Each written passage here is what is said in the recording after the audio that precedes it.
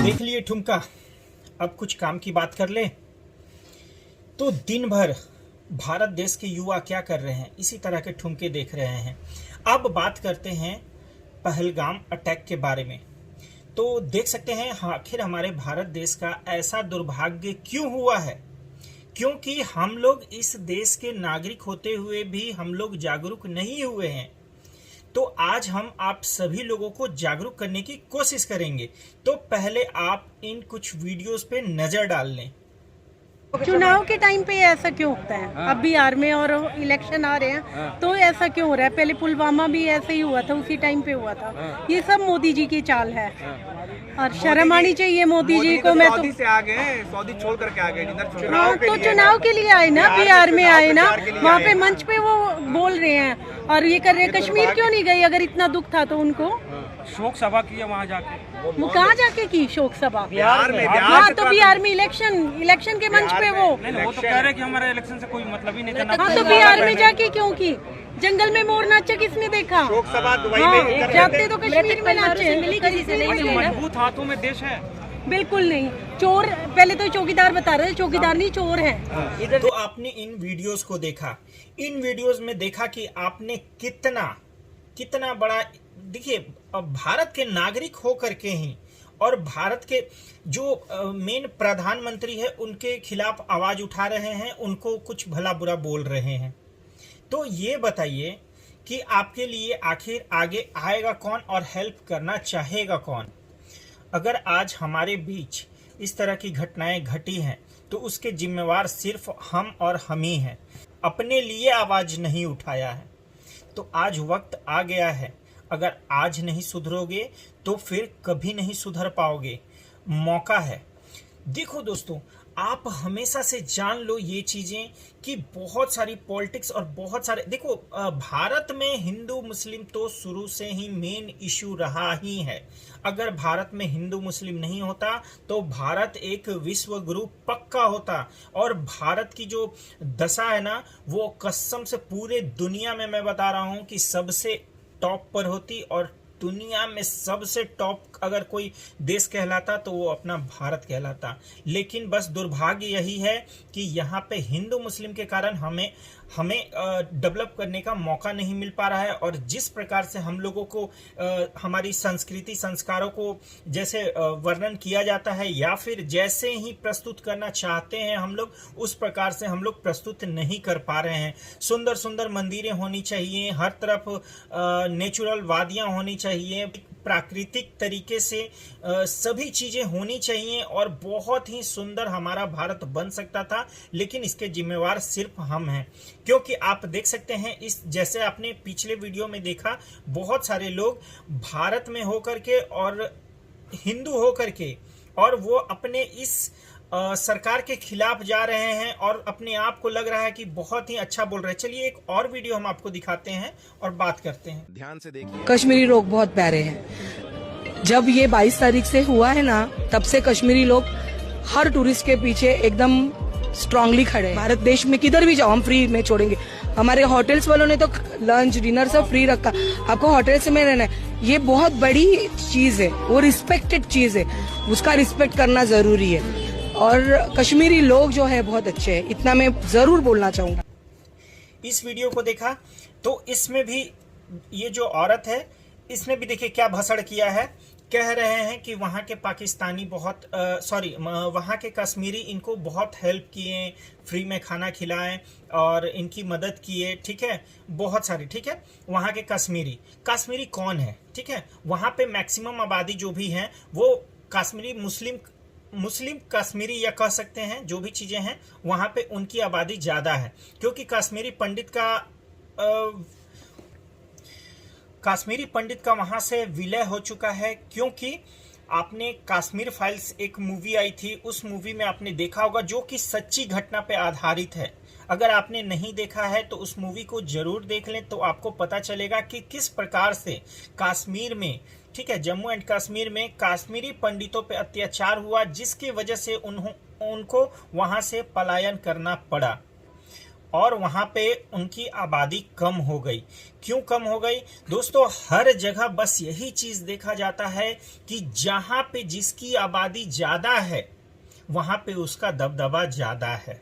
और शुरू से ही देखिए दोस्तों, मैं बचपन से भारत में जन्मा हूं और मैंने यहाँ की दशा और दिशा सब चीजों को महसूस किया है और देखा है। और मैं किसी पार्टी से नहीं बिलोंग करता कि मैं कोई बीजेपी के पार्टी से बिलोंग कर रहा हूं या फिर कांग्रेस पार्टी से या फिर किसी भी पार्टी से। मैं इस भारत देश का एक आम नागरिक हूं। मैं कोई उतना बड़ा सेलिब्रिटी या कोई भी चीज नहीं हूं, लेकिन दोस्तों मैंने बहुत सारी चीजें एब्जॉर्ब की हैं अपने अंदर। मैंने यहाँ से बचपन जिया है और बचपन से ही मैं देखते आ रहा हूं कि क्या होते आया है हमारे देश में। तो दोस्तों बचपन से क्या होते आया है तो आप देख सकते हैं कि देखिए जो हिंदू है और जो मुस्लिम है, इन दोनों के रहन सहन में बहुत आसमान जमीन का फर्क है। बहुत सारी चीजें ऐसी हैं जो हम करना नहीं चाहते या कभी सपने में भी नहीं सोच सकते, वो इनके लिए बहुत ही इजी और बहुत ही मतलब सरल होता है और मतलब उसका कोई पछतावा भी इन लोगों को नहीं होता है। बहुत सारे लोग जो हैं हमारी भावनाओं हमारी बातों को समझने की कोशिश करेंगे, समझेंगे। तो दोस्तों मेन मुद्दा यहाँ पे आता है यही कि हिंदू और मुस्लिम के साथ प्रॉब्लम शुरू से ही रहा है। अगर स्टार्टिंग से ही नहीं रहता तो दो मुल्कों का बंटवारा नहीं होता। प्रॉब्लम स्टार्टिंग से ही है। मुस्लिम को हिंदू से है और हिंदू को मुस्लिम से है, माने या ना माने। लेकिन लोग देखिए क्या होता है कि जो हिंदू धर्म के लोग हैं वो उतने हिंसक नहीं होते हैं और हम लोग बहुत ही सीधे और सुलझे होते हैं। तो हम लोग क्या करते हैं कि अपने घर में अपने आसपास लोगों को आसरा दे देते हैं। क्यों? क्योंकि हम लोग बहुत ही भावुक इंसान हैं और बहुत ही सरल और सुलझे हुए। हम लोग झगड़ा झंझट कभी नहीं करना चाहते हैं और लोगों के साथ प्रेम भाव से रहना चाहते हैं। वहीं पे अपोजिट साइड आप देख ले मुस्लिम के साइड से, तो उनके साइड क्या एजुकेशन और क्या ज्ञान दिया जाता है आप सभी लोग जानते हैं। अगर नहीं जानते हैं तो ये चीजें आप जान ले और फिर आप हमको कहेंगे कि हाँ सही है विराज सिन्हा, तुमने जो भी चीजें बोली वो चीजें सही है। पहला चीज, हम लोग क्या चाहते हैं और क्या सोचते हैं?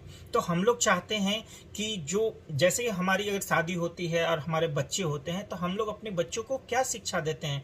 बेटा तू कहीं पे जा करके झगड़ा मत करना, कहीं झगड़ा झंझट मत करना। अगर कोई झगड़ा करके आ गया तो उन्हें उससे क्यों मारपीट की, हम लोग ये सिखाते हैं, ठीक है। और हम लोग अपने बच्चे को लेकर के क्या सोचते हैं? हम लोग बस यही सोचते हैं कि हमारा 2 बच्चा रहे 3 बच्चा रहे और वो पढ़ लिख करके एक अच्छा इंसान बन सके, ठीक है।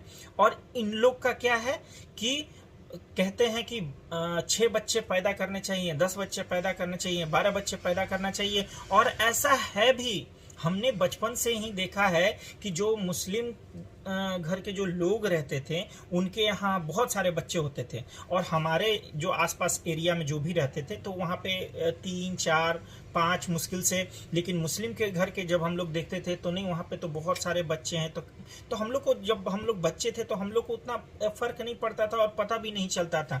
तो यहाँ पे कहोगे कि ये कौन सी बड़ी बात है, ये तो भाई मैंने भी देखा है कि हाँ उनके यहाँ ज़्यादा बच्चे हैं, हमारे यहाँ कम है। क्यों? तो क्या हमारे अंदर कैपेसिटी नहीं है कि इस तरीक़ा से हम कर सके? तो नहीं, हम लोग चाहते हैं कि एक अच्छा भविष्य अपने बच्चों को देना। और उन लोग क्या चाहता है, उन लोग को पता है कि बच्चे तो कैसे भी पल ही जाएंगे, ठीक है। लेकिन हमारी जब आबादी बढ़ेगी तो हम पूरी दुनिया पे राज कर सकेंगे। यहाँ पे दोस्तों मेन मुद्दा आता है यही, राज करने का। अगर दोस्तों उन लोग की आबादी 10 है और आपकी आबादी 2 या 3 है तो आप उनसे कभी नहीं जीत सकते। तो ये चीज़ें आप हमेशा से याद रखो कि आबादी उन लोग बढ़ाते हैं, उन लोग का आबादी बढ़ाने का। तो आप कहोगे कि नहीं उन लोग के तो किताब वो जो भी चीज़ है उन लोग का, देखिए हम लोग को उनसे कोई मतलब नहीं है कि उसके किताब में क्या लिखा हुआ नहीं लिखा हुआ। लेकिन मैंने जो भी चीज़ें सुनी हैं आज तक, बस मैं उसी पे आपसे बात करूंगा। तो मैंने सुनी है कि हाँ उन लोग कहते हैं कि नहीं अबॉर्शन नहीं करना चाहिए, ये चीज़ें नहीं करनी चाहिए, ये तो अल्लाह की देन है। तो ये है, तो तेरी अल्लाह की देन है तो इतना भी तो देन होना चाहिए ना कि तुम अपने बच्चों को एक अच्छी शिक्षा दे सको, सब चीज़ कर सको। ना कि तुम सुअर जैसे बच्चे पैदा करके किसी को पंचर लगाने के लिए छोड़ दो, किसी को कुछ करने के लिए छोड़ दो। कोई नींबू बेच रहा है, कोई ये कर रहा है, कोई मारपीट कर रहा है, कोई कुछ भी कर रहा है। तो ये तो जीवन नहीं हुआ। जीवन सरल होना चाहिए और जीवन बहुत ही सुंदर होना चाहिए। और अगर हमारे बाल बच्चे भी होते हैं तो उनके जीवन भविष्य के लिए उनका जो पेरेंट्स है, उनके जो माता पिता है, उनकी जिम्मेवारी बनती है कि वो अपने बच्चों की शिक्षा कैसे देते हैं और कैसे प्रदान करते हैं। लेकिन यहाँ पे यही चीज़ें बहुत बड़ी इश्यूज है। आज जो पहलगाम में जो घटना घटी है दोस्तों, इसी का जीता जागता ये उदाहरण है। आपने देखा, आप खुद से सोचोगे कि अगर आप 10-15 बच्चे पैदा कर दिए, ठीक है, तो जाहिर सी बात है कि इंसान को आज के दौर में एक बच्चे को पालना पोसना और बहुत तरह की जो उसकी मेंटेनेंस है वो चीज़ों को पूरा करना समस्या हो जाती है। लेकिन जब आप 10-15 बच्चे पैदा करोगे और उसको ऐसे ही आवारागिरी करने के लिए छोड़ दोगे तो सोचो आपकी उसकी शिक्षा क्या होगी। और उसमें आता है कि उसको क्या शिक्षा मिल रही है। तो पहले से ही देखिए, हिंदू मुसलमान का जो इशू है वो हमेशा से रहा है और हमेशा रहेगा। झूठ मूठ का सिर्फ लोग भाईचारा भाईचारा भाईचारा निभाओ, कभी भाईचारा नहीं निभ सकता। चैलेंज कर दूंगा मैं, ये एक अलग सिस्टम का, ये एक सिस्टम ही अलग है। ये दाएं जाना चाहता है, ये बाएं जाना चाहता है। अब आप दोनों को बीच में से घुसेड़ेंगे ना तो एक्सीडेंट होगा ही होगा, ठीक है। तो जब दो मुल्कों का बंटवारा हुआ, तो दो मुल्कों का बंटवारा क्यों हुआ? क्योंकि हिंदू को मुस्लिम से प्रॉब्लम है, मुस्लिम को हिंदू से प्रॉब्लम है। दोनों एक दूसरे के रिलीजन के विरुद्ध में है, ठीक है। दोनों एक दूसरे के रिलीजन को, एक दूसरे के सिस्टम को नहीं समझना चाहते हैं। अगर मैं अपने भगवान के बारे में बात करूंगा तो कहे देख क्या बात कर रहा है वो, अगर अपने उसके बारे में बात करेगा तो हम लोग भी जाहिर सी बात है कि ऐसे ही बात करेंगे। तो यहाँ पे मेन मुद्दा ये चीज़ है कि ये चीज़ें फाइट कभी सॉल्व नहीं की जा सकती। लेकिन इसमें हम लोग क्या घुसड़ देते हैं? भाईचारा, हम लोग को भाईचारे के नाते रहना है। लेकिन उन लोग के प्रति ऐसा कुछ भी नहीं है। उन लोग के दिलो दिमाग में ये भाईचारा वाले नीति नहीं चलती है। उन लोग के दिलो दिमाग में बस एक चीज़ है, मजहब। क्योंकि जैसे ही उन लोग पैदा लेते हैं तो उन लोग को मजहबी शिक्षा कुछ इस तरीके से दी जाती है जिसको आप कितना भी चाहो कि तुम बेटे अच्छा काम कर लो, ऐसे मत करो, वैसे मत करो, तो वो तुम्हारा बात मान ले, ऐसा कभी भी नहीं हो सकता। क्योंकि मजहबी शिक्षा कुछ इस कदर से उनको ढाल दी जाती है, इस कदर से उनके दिमाग में बैठा दिया जाता है कि आप उसको हटा नहीं सकते हो और आप उस पे बिंदु अंकुश नहीं लगा। मैं ये नहीं कहता कि सारे मुस्लिम बहुत ही बुरे होते हैं, मुस्लिम बुरे नहीं हैं, उनके कुछ लोग, ठीक है। जैसे कि अगर आप आबादी का माने, ठीक है, तो आबादी का आप 30% हिस्सा आप कह सकते हैं कि 100 में से 30 ही जो मुस्लिम होंगे वो शायद कुछ हमारे तरीके से सोच पाएं या हमारे तरीके से चीज़ों को कर पाएं।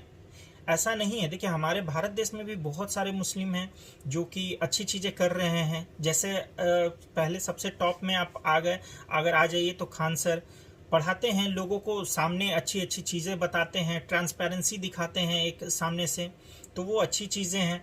जो चीज़ें, देखिए दोस्तों, ऐसा नहीं है कि मुस्लिम खराब है, लेकिन अगर आप इतने ही खराब नहीं हो, आप इतने ही अच्छे हो, तो आप एक चीज़ को समझो ना कि हमें आपसे प्रॉब्लम है। और हमें किस चीज़ से प्रॉब्लम है आप भली भांति जान रहे हैं। आपके कम्युनिटी के लोग हमारे ऊपर अटैक करते हैं और आप हाथ पे हाथ धरे बैठे रहते हैं। और अगर यकीन नहीं है तो इस वीडियो को देखिए, ये कश्मीर का ही ये वीडियो है, ठीक है। और कश्मीरी लोगों से ही इंटरव्यू लिया जा रहा है कि आप क्या कहना चाहते हैं, लेकिन इनकी चुप्पी। चलिए पहले इस वीडियो को, इस लोगों की जान चली गई, अब क्या होना चाहिए पाकिस्तान के साथ?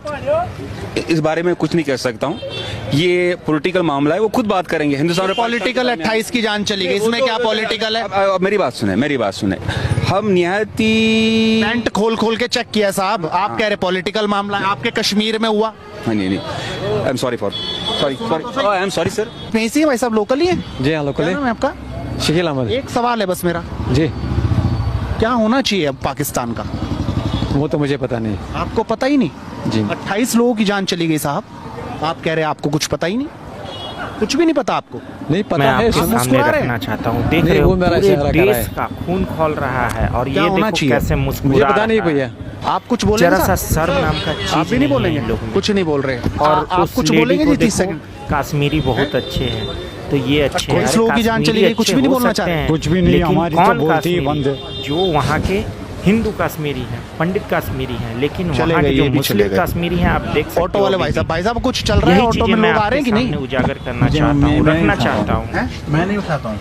क्या नहीं उठाते आप? अरे मुझे मेरे से अरे भाई साहब मैं एक सवाल पूछ रहा हूँ, 28 लोगों की जान चली अरे गई। मुझे नहीं उठाना है।